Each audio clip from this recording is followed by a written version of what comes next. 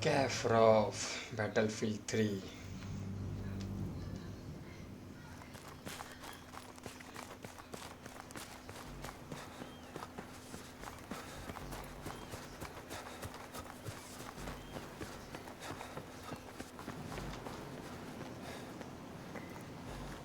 Do not do anything stupid.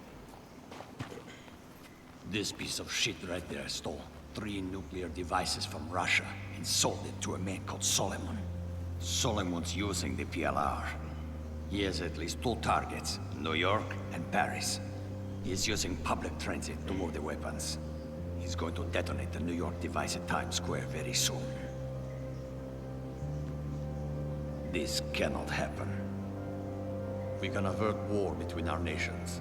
Just 2 of us. No politicians. No money changing hands. Just 2 soldiers speaking the truth. Help me. Help me to do this.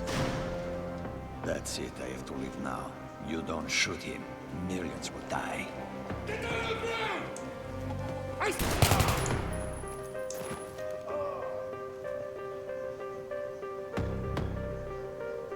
Remember, do whatever you have to do to stop Solomon's plan.